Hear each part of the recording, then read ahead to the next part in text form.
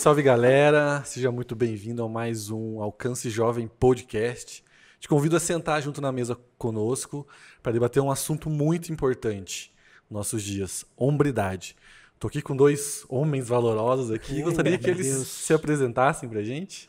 Vai lá, e aí pessoal, eu sou o Rafa e mais um Rafa, né? Rafa Soares, e eu sou líder de célula aqui da casa também, e realmente é uma honra, né? Estar com esses varões valorosos aí conversando. Mas... Vamos lá. Olá, sou Rafa, não sou. Petros, sou eu e minha esposa, a gente cuida aqui do Ministério Inglês, do Alcance English. Também é um grande prazer estar aqui com vocês. Legal, galera. Então, para a gente começar separei umas perguntas aqui para a gente discutir. Queria saber a opinião de vocês. O que é hombridade segundo a Bíblia? Porque a gente escuta muito isso, né? De masculinidade hoje, de hombridade, de ser homem, ser macho. É isso? É bater na mesa? A mulher tem que ser submissa? Né? Eu mando, você obedece? É isso? Segundo a Bíblia? Não, né? Não. Acho que a nossa fé... ela é muito fácil de responder isso, né? Quem é o maior homem que já viveu foi Cristo. Então a pergunta não é o que é hombridade. Na verdade, eu acho que uma pergunta mais pertinente é como que eu faço para ser igual a Jesus, né? Nossa. Sim, com certeza. Eu acho que ele é a pedra angular ali, é o princípio, né? E a postura dele, né? A gente vê nos evangelhos como ele discipulou os discípulos, né, os homens ali, e eu acho que a gente tá forrado de exemplos, né, a gente tem várias histórias de homens que decidiram, assim, eu acho que mais um personagem que me chama a atenção sobre a humildade no começo do seu trilho ali é Davi também, né, nas atitudes que ele teve, na postura de como ele se posicionava no começo da caminhada dele, né, eu vejo que a gente consegue aprender muito com os feitos dele ali, né? Davi era um exemplo... Ele tem muito exemplo do que não fazer, né? Nossa, sim, tem. Mas o que ele é um exemplo é de coração derramado na presença de Deus. E uma das características da hombridade é você assumir, né? Eu acho muito legal, te testou uma palavra aqui do pastor Marcelo Neves, que quando o profeta chega para Davi, conta a história lá, e ele fala, quem que é esse homem? Vamos matar. Ele fala, é você. E ele não tenta fugir, né? Fala, eu pequei. Realmente eu pequei. Sim. Então esse coração de Davi, essa hombridade de Davi, de reconhecer quando a gente erra, né? É verdade. Quando eu noivei, eu tinha a minha esposa, ela vem de uma família muito sucedida, assim, e a minha família nem tanto, né? Então... E quando a gente noivou e tal, eu fiquei muito preocupado em ser provedor. E conforme foi passando o casamento, graças a Deus que a gente foi crescendo e tal, natural da vida, né? E eu, por muito tempo no meu casamento, eu achei, não, ser provedor é suficiente. Então as contas estão aqui comigo, né? E demorei para entender que ser homem é ser autêntico, né? Você não consegue você não consegue ser tua própria máscara, né? Eu acho que o maior exemplo para mim de pessoas que são homens, especialmente aqui na nossa igreja, que tem tantos exemplos bons, são pessoas autênticas, né? Pessoa que fala autenticamente do que ela sabe fazer bem, ela é autêntica com o que ela faz bem e o que faz mal. Porque também uma falsa modéstia também é mentira, Exatamente. Né? E também um ego inflado também não é igual Cristo, né? Acho que Jesus traz pra gente, né? Não ser nem menos, nem mais, né? É ser realista com o que ele colocou na nossa mão. Líder de célula, ser responsável pelo English aqui, tem o Integra. E, cara, a gente é isso. Deus colocou isso nas nossas mãos. Então, a gente não é menos, mas a gente não é mais. Sim, com certeza. E a gente sabe que a gente tem vivido uma crise, né? Na masculinidade, na hombridade. Queria discorrer com vocês sobre isso. A gente viveu uma geração. O que tem causado essa falta de hombridade nessa geração? Ao que me arremete, assim, eu lembro que quando a gente era criança, né, aí algumas décadas atrás, a gente tinha símbolos muito fortes, né, de uma hombridade até brutal, assim, sei lá, tinha os desenhos do He-Man, tinha os filmes do Rambo. Esse é o cara. Né? Então a gente via, assim, essa virilidade, o cara com a metralhadora, assim, né, guerra, muitos brinquedos de guerra e tal. E eu acho que, né, por muitas mudanças, seja no mundo, no nosso país, isso foi se perdendo, né? A gente sabe que existem pessoas ainda que têm essa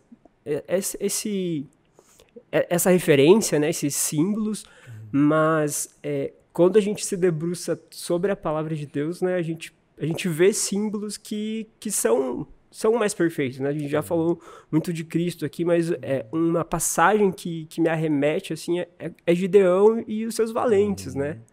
A gente vê que Deus, ele espera a coragem da gente, ele espera essa postura de se colocar na linha de frente, né? Talvez ser homem é ser corajoso, né? Talvez seja um bom exemplo, né? O que é ter... Porque para ser autêntico, você tem que ser corajoso. Para você ser... Exatamente. Expor as suas vulnerabilidades. Coragem, né? É verdade. E não... E ser corajoso e não ousado. Porque muitas vezes a gente confunde coragem com ousadia. Sim. Né? A gente tem o ousado amor é um bom exemplo, né? Porque é outro contexto, mas assim, tem a ousadia no sentido assim, que você não se reconhece, você é imprudente nas coisas que você faz. Isso é ser corajoso. Né? Precipitado. Isso é ser corajoso, né? Então os homens de Gideão, eles eram, além de serem grandes homens, eles eram treinados para aquilo, né? Não eram os caras que do nada, não, vamos fazer isso aqui, vamos lutar, né? Então, exatamente. Acho que muito disso vem dos exemplos, assim, que a gente aprende em casa, a gente vê uma falta de paternidade muito grande nos nossos dias, né? E eu tenho um testemunho para contar sobre isso, que de meus pais em casa sempre. E os meus pais sofreram muito na infância e juventude deles. Minha mãe chegou a passar fome por causa de um pai alcoólatra. E acho que eles não queriam passar isso para os filhos, né? Então daí foi o oposto. Meu pai, ele era um homem de colocar os desejos a necessidade da família na frente do dele. Então era sempre minha mãe e eu antes do dele. Se sobrasse era para ele. E isso eu aprendi muito com ele, valorizo muito o que ele me ensinou. Só que ele quis me proteger, os dois quiseram me proteger ao extremo. Sim. Assim, que eu sofresse o mínimo possível nessa vida. Então, fui crescendo, eu era o típico piá de prédio mesmo, né? Literal, chato, filho único, que pegava a bola e ia embora, você tava perdendo. Cara, só que a vida cobra, né? E a vida ensina, né? Ensina. A gente foi crescendo. E eu entrei num casamento sem ter realmente essa hombridade de saber. Então, eu era egoísta, muitas coisas. Eu pensava muito em mim e deixava a minha esposa um pouco de lado em algumas coisas. Assim. Reconheci e teve todo um contexto do falecimento do meu pai. Ele ficou doente, eu tive que suprir a necessidade financeira e emocional da minha mãe ali, recém-casado. Nossa, eu entrei em choque, assim.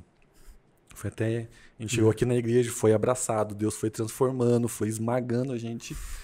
Foi muito difícil, mas eu vejo que, nossa, como Deus é bom, né? Porque Ele aproveita tudo.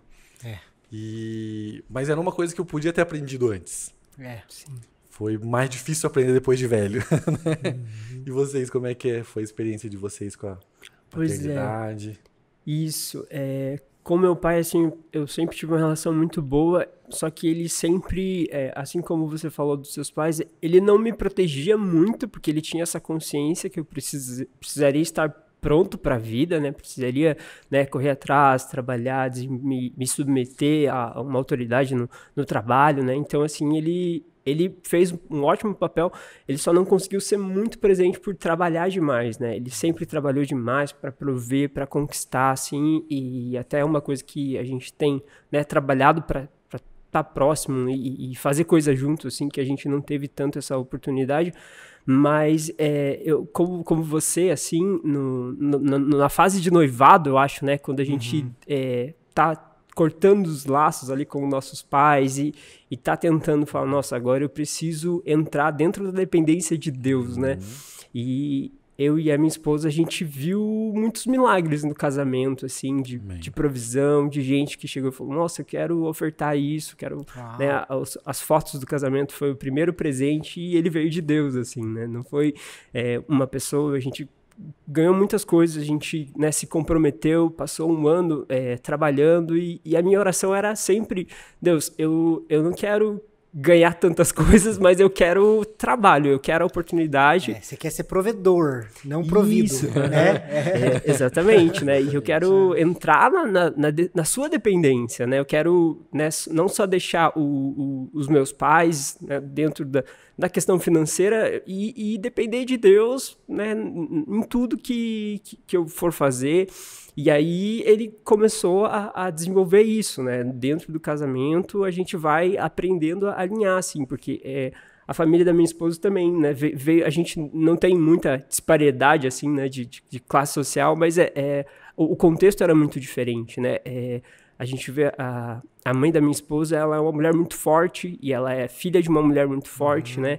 Então, o Maicon sabe, né, que me discipula, a gente teve muito atrito, assim, né? Que a gente não entrava em acordo, que a gente precisava conciliar e Deus me apertou de uma forma também, né? Porque... Ele lapida, né?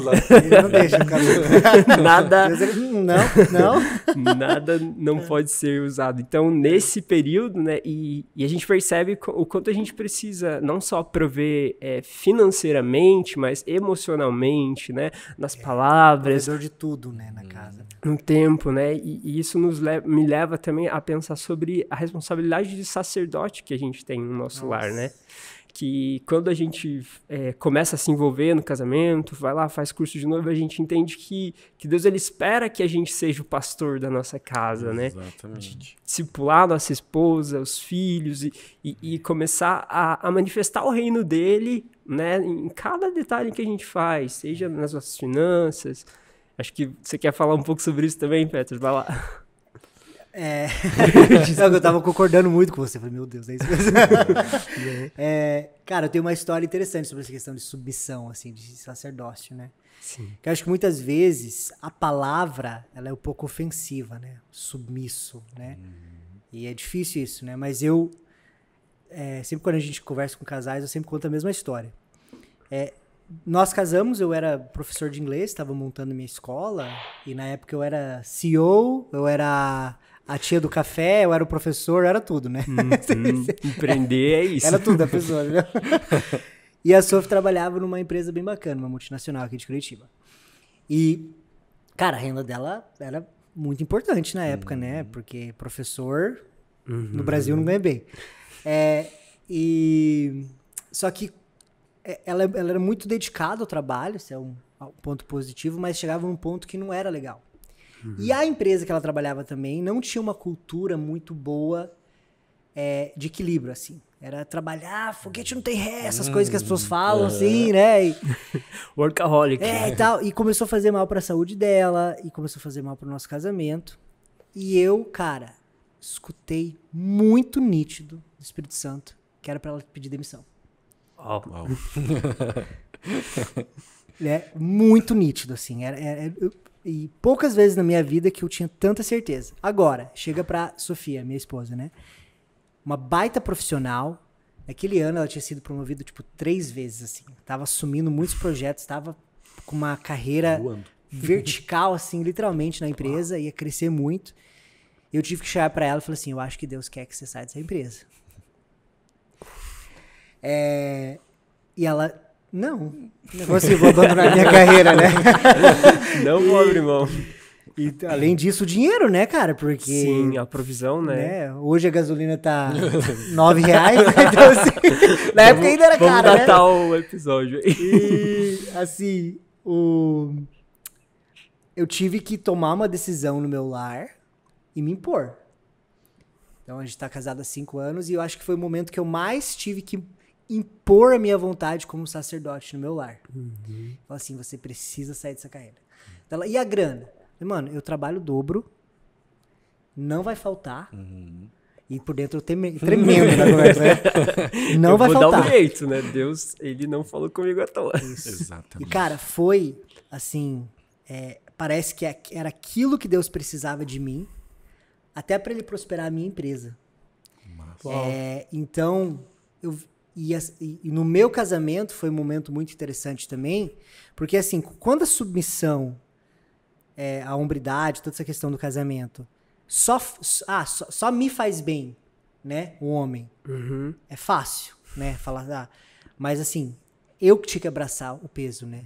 E quando o homem, num casamento, fala assim, eu vou abraçar, é meu, a tona é minha, o fardo é meu, as consequências eu vou arcar, né? Exatamente. Exatamente. Eu estava testando uma pregação do pastor Lipão, da Onda Dura, e ele fala exatamente isso, que nos dias de hoje é normal, mas acontece de a mulher ganhar mais que o homem. E que não tem problema nisso. O problema é ela ser a provedora. Assim, porque a mulher não foi feita para isso, né? É você inverter aquilo que Deus colocou. Sim. E se ela passar a ser provedora, ela vai deixar algum buraco exposto ali. Vai. E a gente tá passando mais ou menos isso agora em casa. Já compartilhei com vocês, né? Sim. Mas a minha esposa trabalha desde muito nova, os pais separados, então ela teve que ajudar em casa ali, a mãe dela. Então ela é acostumada a ser independente. Então, e ela também tem uma carreira ali sendo promovida, e foi. E na nossa casa ela era a maior renda, só que ela se formou num negócio que ela não queria, e como arranjou emprego nisso, pagando relativamente bem, e os boletos chegando, e daí você não... boleto sempre é difícil lidar, né? E até que... Só que ela nunca gostou disso, só que não tinha condições da gente largar o emprego por causa das nossas contas, né? E Deus trabalhou de um jeito que a gente agora realmente não estava precisando, não ia fazer falta para as contas, né? A gente, claro, tem que baixar o padrão um pouquinho ali. Tem que ser um bom mordomo sempre. Exatamente. Né? Mas e Deus pediu para ela. Deus estava falando que era um ídolo no coração dela, aquele trabalho. Então, e que ela tem, né? Como a vida dela, ela passava dificuldade. A vida dela passou a melhorar quando ela começou a trabalhar. Então, tirar isso dela era voltar ao tempo de necessidade. E só que Deus tocou muito forte, foi trabalhando no nosso coração e colocando no meu coração, né? Que agora é a hora dela ser cuidada, dela saber ser filha e saber que ela tem um provedor em casa, né? E agora o papel é meu. E Deus tem surpreendido a gente muito, assim, financeiramente, assim, nossa, como foi conduzida. Ela pediu para sair e a empresa fez a demissão dela, pagou tudo certinho. Então, foi muito mais do que a gente imaginava. Deus tem sido muito fiel e a gente sabe que, como aconteceu com você, agora é um start para coisas novas. Deus, ele adora botar a gente nessas situações de dilema. De coragem, né? Exatamente. E para você, Rafa?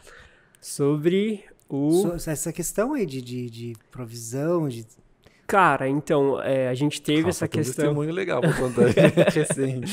Pois é, e acho que desde quando a gente começou a liderar a célula no ano passado, né, a gente passou por situações, né, financeiras e a gente não teve nenhuma dificuldade, graças a Deus, Deus proveu e né, a gente se preparou para os momentos de vacas mais magras, assim, mas...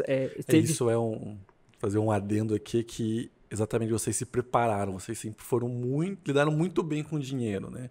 Saber separar aquela parte, não gastar tudo que ganha.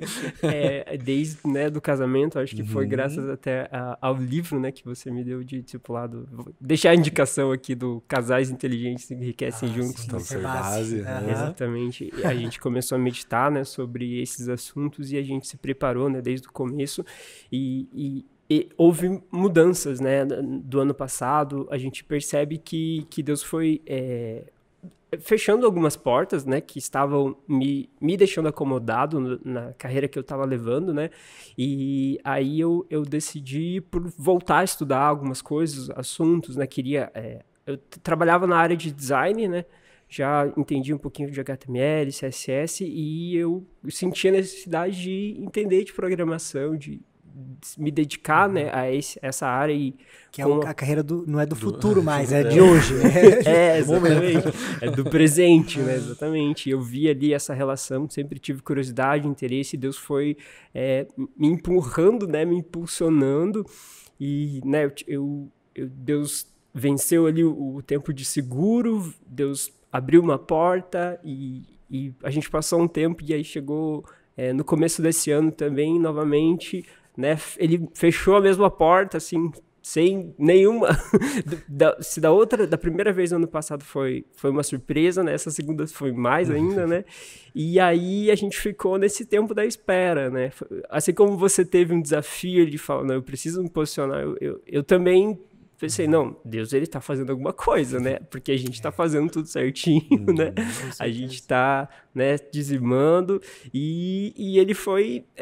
transicionando, né? Eu fui contando para o Michael as questões, ele foi conduzindo, eu fiz vários testes, fiz entrevistas e nada, né, se concretizava, até ele abrir uma porta que meio que não existia, né? Eu encontrei um colega num processo seletivo da faculdade, e ele entrou em contato comigo e falou, cara, passei no processo. Você não quer assumir a minha vaga, né? Você não quer ficar no meu lugar? Exato. E era uma coisa, assim, é um dos empregos assim, mais bacanas. A entrevista, o processo, o teste, foi tudo muito fluido. A gente percebe quando as coisas são de Deus, né? A naturalidade, como funciona, assim. E, nossa, na questão de prover, assim, nossa, Deus tem feito coisas, assim, que a gente não tinha expectativa, né? Você fala, ele vai além, né? Amém. Glória a Deus. É que nem todo buraco na parede é porta, né? Às vezes é janela. Sim. E ser homem no teu casamento, assim, especialmente, eu acho que é ter a sabedoria de entender o que é porta, que é de Deus, e o que é janela, porque só bandido entra por janela, né? Uau. Então, pra mim sempre parece oportunidades assim, ou coisas que eu acho legal, vamos fazer isso. E eu sempre tô me perguntando, cara, é uma porta ou uma janela? Porque eu não vou levar a minha família para uma janela, né? E é igual o teu processo. Foi uma porta. Deus abriu uma porta onde não tinha. Dele, né? É assim que você sabe que é dele. Exatamente. Amém, glória a Deus. E nessa palavra do Lipão também, ele fala um negócio muito legal, que a verdadeira masculinidade, ela tem 3 pilares. Eu queria que a gente discutisse um pouco sobre esses 3 pilares. Sim. Que é o propósito, a provisão e a proteção. Então já vem um pouco com o que a gente vem falando, né? Igual o Petro falou, não é só a provisão, né? Tem todas as outras áreas que você tem que suprir. Com certeza. Eu acho que ao propósito, assim, a gente tem essa responsabilidade, né? Se a gente retroceder no que... Como Adão foi feito, né? Porque ele foi o primeiro homem, né? A gente percebe que Deus, ele vinha na virada do dia e conversava com ele, né? Até mesmo antes de Eva aparecer. Então, essa responsabilidade de ter a visão, né? Fala, não, Deus está... Igual você falou, Deus começou a falar no seu coração e você passou para ela, né? Então, eu creio que a gente precisa estar sensível ao Espírito Santo, estar submisso ao que Deus quer, né? Porque... se nós somos a cabeça do nosso lar, do casamento, a cabeça da esposa, é porque Cristo é a nossa cabeça, exatamente, né? E aí a gente precisa se dispor e buscar em oração, jejuar, né? Se dispor qual é o propósito que Deus tem para nós, para nossa esposa, para o casamento, para tudo que ele quer fazer através de nós, né? Nós não podemos delegar essa responsabilidade para a esposa, né? Não dá para, ora por mim aí. Ser a cabeça espiritual, né, da tua família. Eu li uma vez, esqueci até o livro, senão eu indicaria aqui, que o homem, se ele é provedor, a mulher é multiplicadora. Sim. Então, na biologia, a gente entrega uma semente, sai um neném. Uau.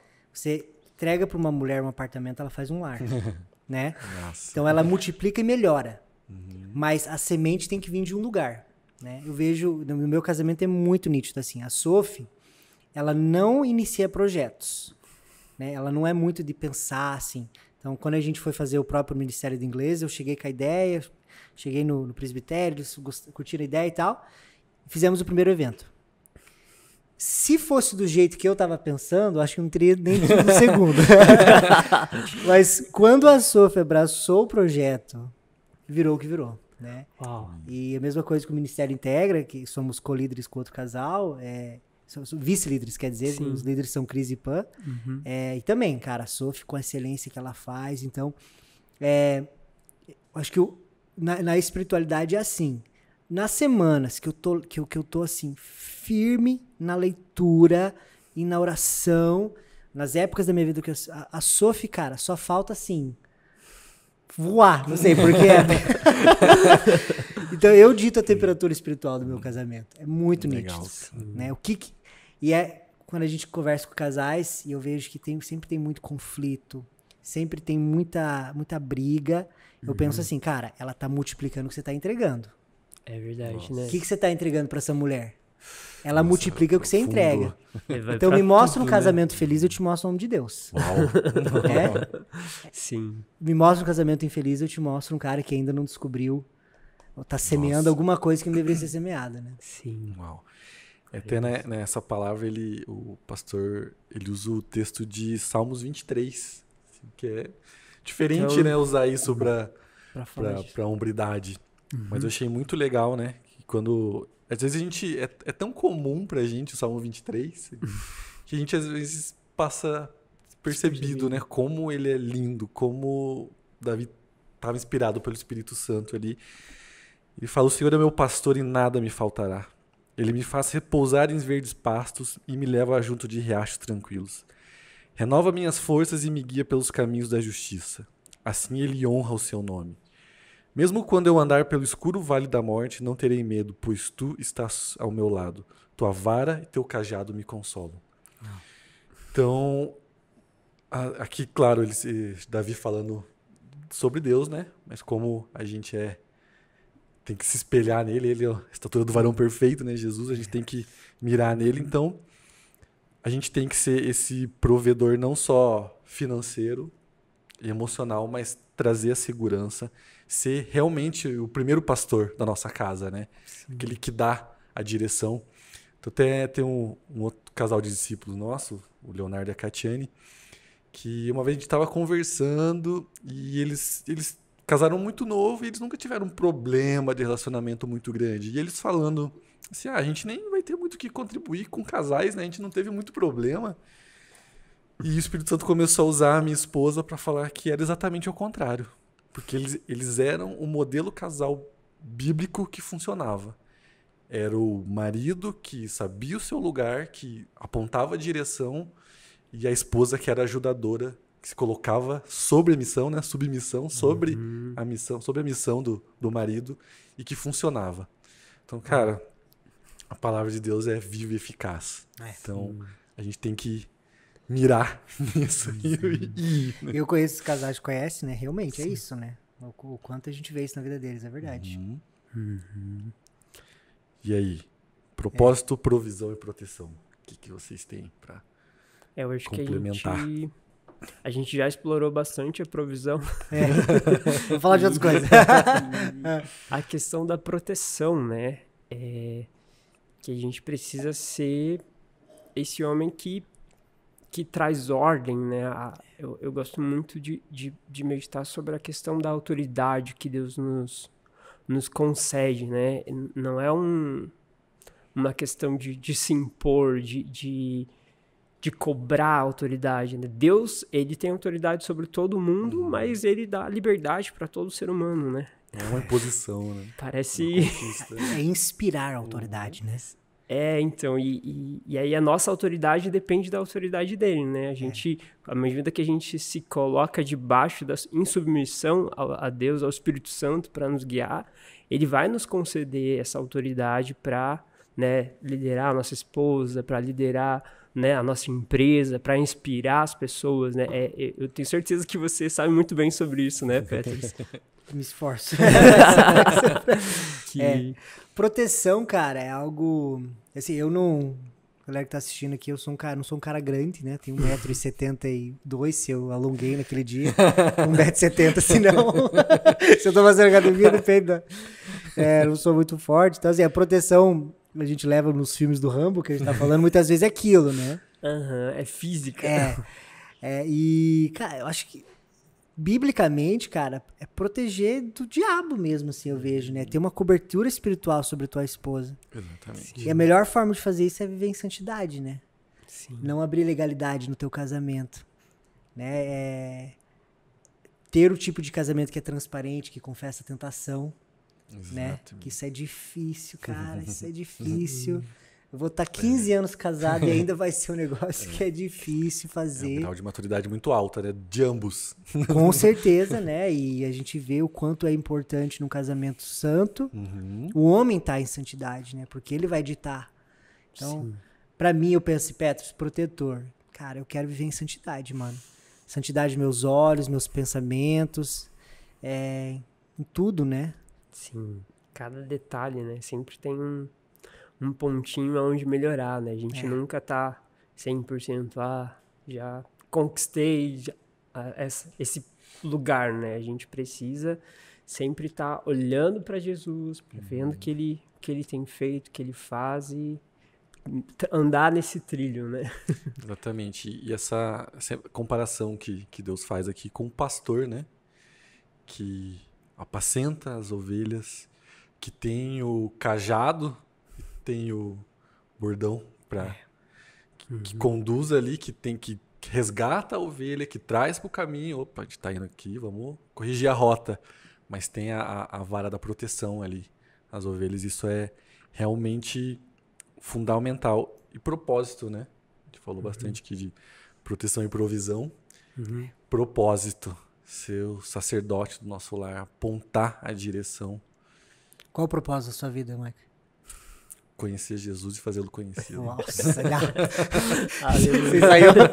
saiu em casa. É o que Deus tem falado muito no meu coração. Conhecer assim. Jesus e fazê-lo conhecido. Uau. Tem queimado muito no meu coração isso. Assim. Sim. E a gente tem tentado ser uma família, assim, né? Que reflete Jesus em tudo. E realmente não é fácil. Tem dias que você acorda que é difícil. Que a vontade é não ser crente. Mas... E bonito que você é autêntico com isso, né, cara? Sim. Porque, graças a Deus que a gente tem uma igreja, a gente tem uma liderança que é autêntica, Exatamente. Né? Porque senão vira uma religiosidade, não leva a nada, né? Um jogo de máscaras, né? Exatamente. A gente olha para os nossos pastores e vê que eles são humanos, né? São.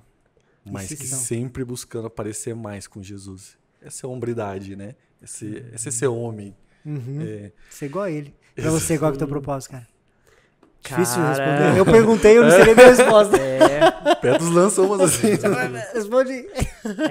Eu vejo assim que é ajudar a encontrar ou criar, né, um ambiente para a presença de Deus, assim, né? A gente tá há um ano, né, participando e cuidando de uma célula e cada dia, cada experiência nova, né, com a galera em casa, a gente sente o quanto é necessário a gente preparar aquele lugar para a presença de Deus, né? Porque todos nós queremos né, falar coisas incríveis, falar, nossa, eu tive uma experiência e tal, mas se a gente não conseguir ajudar, e acho que até a importância, né, da gente discipular, da gente ser discipulado, da gente se envolver na vida da igreja e participar, né, sei lá, tá no podcast, né, vindo nos cultos, é isso, a gente conseguir reproduzir, né, eu acho que a maior dificuldade. É claro que a gente precisa viver Cristo, a hombridade é a gente expressar a vida de Cristo, mas ajudar as pessoas, porque se a gente não é exemplo, se a gente não mostra que é possível, né, a gente viver uma vida de intimidade com Deus, uma vida de santidade que você falou, de transparência, de vulnerabilidade diante das pessoas. Essa é a palavra. Isso. Eu acho que tá nesse caminho, né? E você, Petros? Qual que é o teu propósito? Cara, vai ser assim, não é tão bonito quanto o que você falou, assim, mas Eu gosto de duas coisas, cara, na minha vida. Eu gosto de pessoas, eu gosto de desafio. Assim, são duas coisas que eu gosto. Acho que por isso que eu me atraio tanto pelo empreendedorismo. E porque eu e a Sofia, a gente tá no inglês, a gente cuida do Integra, tem célula lá em casa. E eu vejo muito Deus usando isso nas nossas vidas, né? Sim. Quando a gente casou, falando de transparência, né? A gente tava no Alcance, mas os primeiros 2 anos do nosso casamento, cara, a gente era evangélico. Essa é a palavra. Evangélico. A gente não era cristão, né? Você tava aprontando? Não. Porque tem como você tá longe de Deus e não tá, né? Perdido, bêbado na rua, né? Porque muitas vezes as pessoas acham que é o extremo, é o né? extremo, não. A gente tava Preto e longe branco. de Deus. Mas a gente tava no Alcance, cara. Uma igreja tão massa, acima da média, quanto é a nossa igreja. E eu, evangélico. E foi bem na época Deus falou, cara, tem que sair daquela empresa. Quase falei o nome. Tem que sair daquela empresa.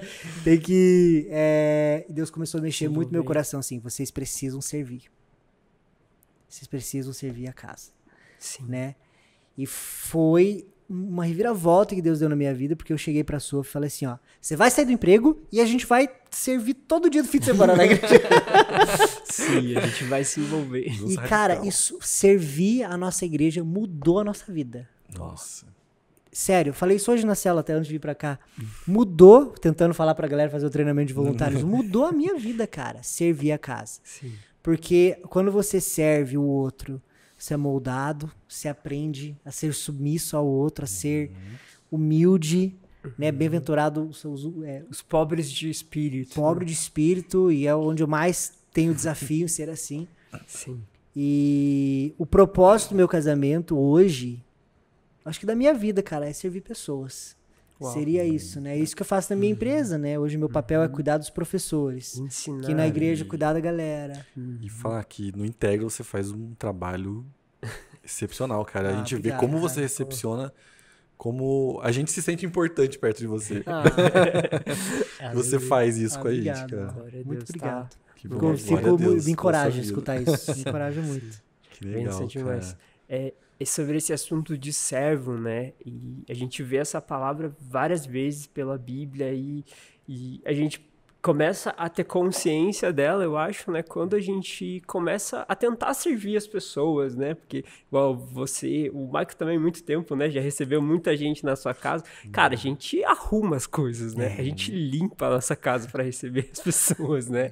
E Quando elas saem, não tá tão mais arrumado. Daí começa a parte 2, né? limpamos de novo. Meia-noite lá limpando. E a gente olha assim, e talvez essa palavra de servo, ele caiu num crentez, assim, né? E a gente perde a importância e a profundidade dela, né? Porque se a gente olhar no dicionário, está relacionado à escravidão, né? Um assunto Forte, uma palavra forte, né? E quando a gente reconhece Jesus como nosso Senhor e Salvador, ele é o nosso rei, né? Nosso dono, né? Sim, ele, né, furou a nossa orelha. Acho que tem umas passagens que falam disso. Escravo por amor. Exato. Escravo por amor. E você falou que sobre essa mudança, né, na sua vida quando você serve, porque parece que Deus ele começa a te conceder um pouco do amor dele, né? Ele te empurra para esse lugar onde você se depara e fala, cara, quanta gente precisa conhecer, tipo, a minha hombridade, ela não é para que eu possa falar de peito cheio e falar, não, eu sou o homem da casa, cara. E isso, voltando a Davi, eu li um livro esse ano que, nossa, um dos melhores livros que eu já li na minha vida, que é o Enraizado. Wow. Que quem escreveu foi o pastor fundador da Jesus Culture. E é incrível, assim, ele usa o exemplo de Davi no livro todo, e ele cita 3 terrenos que Davi foi plantado para criar raízes, que é o do serviço, que é o da intimidade, e é o do social, dele estar com as pessoas, ajudando ali. E realmente, né? E pra gente falar pra galera aqui que ser homem, ter essa hombridade, é uma construção, né? É uma construção. Em cada terreno, às vezes Deus coloca num terreno aqui para você desenvolver isso, depois ele planta você em outro para desenvolver outra área da sua vida. Como às vezes a esposa ajudando ali pra gente desenvolver uma área, depois Deus tirando ela do trabalho para desenvolver a nossa lado provedor. Sim. E, cara, não é fácil. Tem uma mensagem do pastor Josué Gonçalves, que ele fala de José, que Deus tinha muitos planos para ele tinha os sonhos, só que ele era o filho mimado, né? Ele era o queridinho. de prédio. Me identifico ali com o José. E ele teve que ser tirado, que ele fala assim, que filho mimado não pode governar. Então ele precisou passar por tudo aquilo para chegar onde Deus tinha para ele, né? E é isso na nossa vida de homem, de marido, de cristão, de servo, de filho de Deus, né? É esse crescimento, é esse trabalhar, esse lapidar de Deus, como você falou. Lapidar, essa é a palavra, cara. Se tem uma época da minha vida que a gente está sendo lapidado, coisa que eu tenho aprendido assim muito na minha vida, é que assim, ser cristão é ter um caminho estreito. Então é igual andar de slack, sabe? Sim. Cara, é o tempo inteiro você tentando buscar equilíbrio e corrigir a sua direção. Só que o fardo é leve, a Bíblia diz. Então o caminho é estreito, o fardo é leve. Então eu imagino um cara andando no caminho bem certinho, toda hora ele tem que corrigir, né? Igual quando você tá com a bicicleta, né? Mas sem peso. Agora, se está longe de Cristo, largo é o caminho que leva à perdição. Sim. Então você faz o que você quiser, a hora que você quiser. Só que é um peso. Eu vejo muito isso assim nas pessoas com quem eu lido no mundo corporativo, assim, são pessoas que vivem a vida que querem, assim. O que eles querem fazer? Eles falam, tudo o que quiser fazer, cada um faz. Mas um fardo, cara, um peso, né? E eu acho que ser homem é isso. Entender que o caminho é estreito na minha vida, se você é casado ou não, também serve para o solteiro, o caminho é estreito. Só que o fardo é leve, né? Você tem alguém, é como se você estivesse no caminho estreito e Jesus está segurando todas as malas, né? E te ajudando, você consegue, pra esquerda, pra direita, pra esquerda. Eu vejo muito isso na minha vida, cara. E vocês? Cara, eu queria fazer uma pergunta para vocês sobre esse processo o Michael já compartilhou um pouco, né? Da fase de deixar de ser menino, né, um pouco sobre a adolescência, sobre, né, esses dilemas que a gente vive ali de, sei lá, ter que fazer parte de uma galera e como vocês chegaram no casamento, assim, né, porque eu acho que a gente precisa imaginar ou até falar um pouco mais sobre essa preparação do homem para entrar para o casamento, né, eu acho que a geração que a gente vive, né, pais super protetores, ou às vezes pais ausentes, pais que né, meninos que não conheceram seus pais, assim, eu acho que é muito importante a gente meditar um pouco sobre como deixar de ser um menino, porque a gente vê às vezes meninos grandes, com barbas. Com 30 anos. Eu tô uns 29 anos tentando deixar crescer minha barba, não entrou ainda. E eu quero ouvir de vocês sobre esse assunto. Cara, crescer dói, né? O pastor Rafael Padilha fala muito pra gente isso. Crescer dói e a gente vive num mundo onde as coisas estão invertidas, né? A mulher tomando fardos que não são dela, ficando pesado, e os homens deixando isso. Eu vi uma vez aquele Max Gallagher falando uma coisa sobre liderança, uma dinâmica que uma empresa fez e colocava várias pessoas num barco para atravessar um trecho. Não falava nem que ninguém ia liderar, e sempre surgia um líder. Aí quando esse barco chegava no lugar, eles tiravam esse líder, e sempre surgia um outro líder. Então sempre vai surgir um líder. Então, na nossa casa, se a gente não for líder, vai surgir um outro líder. E não é isso que Deus quer, né? As coisas se desequilibram. A gente tem que liderar a nossa casa. E, cara, o que a gente fala pros homens agora, assim, que às vezes eles estão sendo intimidados pelas mulheres e... Não só pelas mulheres, né? Mas a própria sociedade, assim, tem tentado oprimir a masculinidade errado. com esses termos. Errado você abrir a porta para sua esposa do carro, você carregar o peso. A mulher, ela quer ser independente. Então, essa eu vejo que é uma preocupação, né? A gente precisa olhar para os meninos da igreja, para os nossos sobrinhos, os filhos, né? Existe uma caminhada para alcançar. É claro que Deus nos abençoa, mas eu me vejo como um futuro pai que vai precisar ajudar o filho a desenvolver a hombridade, né? O casamento me tornou homem, cara. Sério mesmo. Pra mim também. Eu casei com 24, até lá era um menino, né? E nem barba tinha, né? Nem hoje. Mas eu também, o que me fez tornar homem é andar com homens. Deus, eu sou uma pessoa muito abençoada no sentido que em todas as áreas da minha vida eu sempre tive bons exemplos.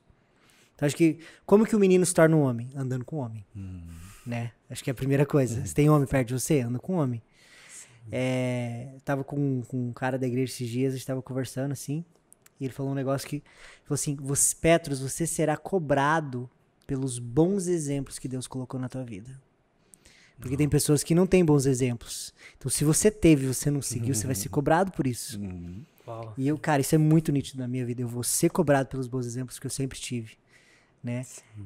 Honrando algumas pessoas aqui, cara. Lucas Saad, aqui da igreja. Não sei se conhece ele. Lucas e Sara Saad. Eu amo esse careca. Amo demais ele. Cara, o próprio Cristiano Cabey, que é um grande amigo. Não é tão mais velho, mas assim, é um exemplo de tantas coisas, assim, vocês dois, demais. Obrigado. Então, assim, é isso aí, cara. O menino tem que estar com o homem, cara, pra virar homem. Pra virar homem, exatamente. Muito importante. E o que a gente incentiva, né, os homens a serem intencionais nessa, como você falou, nessa transição. Esse processo, né? De arranjar uma esposa, até falar pra você, homem. Seja intencional. Claro que até separei o versículo aqui que 1 Timóteo 5, Paulo orienta Timóteo a tratar as mulheres mais velhas como trataria sua mãe e as mais novas com toda pureza como se fossem suas irmãs. Sim. Então, olha a responsabilidade que a gente tem. Então você, cara, convida a menina pra tomar um café, paga o café pra ela, pelo amor de Deus. E se você não consegue, é porque você não pode demorar ainda. Né? Exatamente. A regra lá sempre em casa foi assim, quando você pode demorar? Não sei, quando você tem dinheiro pra bancar. E eu não vou pagar pipoca pra você levar a menina no cinema. Meu pai sempre falava, então. Eu comecei a namorar muito cedo e não foi bom. Assim, a gente teve Deus, problema. bem, tá 35 anos. Quanto tempo vocês estão juntos? Cara, fazem uns 20. Uau. Uns 20. A adolescência ali, né? Foi um pouco precipitado. Mas é isso. E a gente vê realmente crescer dói. Assim, é muito mais cômodo a gente deixar umas coisas de lado. Mas tem um filme do Adam Sandler assim, chamado Homem, Mulheres e Filhos. Que, cara, eu achei sensacional, assim, que são vários atores famosos, assim, mostra várias famílias disfuncionais. E a família dele parece ser tudo certinho. Pai, mãe, filho. Só que o pai tem acesso à pornografia, contrata prostitutas.